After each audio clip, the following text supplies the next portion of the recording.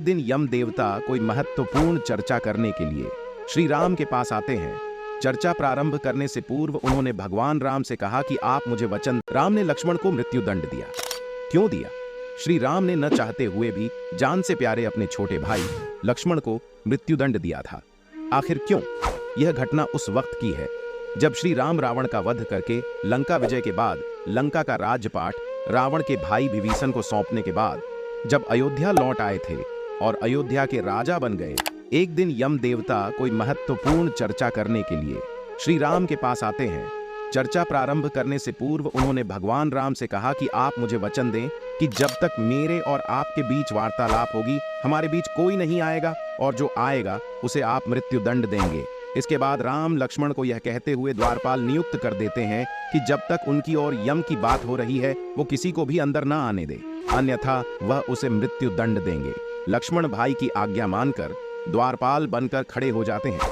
लक्ष्मण को द्वारपाल बने कुछ ही समय बीतने के बाद वहां पर ऋषि दुर्वासा का आगमन होता है। जब दुर्वासा ने लक्ष्मण से अपने आगमन के बारे में राम को जानकारी देने के लिए कहा तो लक्ष्मण ने विनम्रता के साथ मना कर दिया। इस पर दुर्वासा क्रोधित हो गए। उन्होंने संपूर्ण अयोध्या को श्राप देने की बात कही।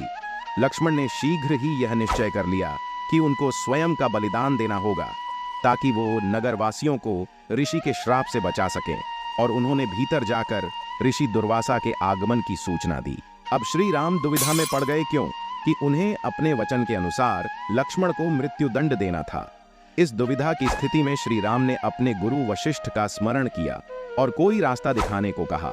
गुरुदेव ने कहा कि अपनी किसी प्रिय वस्तु का त्याग उसकी मृत्यु के समान ही है, अतः तुम अपने वचन का पालन करने के लिए लक्ष्मण का त्याग कर दो। लेकिन जैसे ही लक्ष्मण ने यह सुना तो उन्होंने राम से कहा कि आप भूल कर भी मेरा त्याग नहीं करना। आपसे दूर रहने से तो यह अच्छा है कि मैं आपके वचन का पालन करते हुए मृत्यु को प्राप्त हो जाऊं। ऐसा कहकर लक्ष्मण ने जल समाधि ले ली।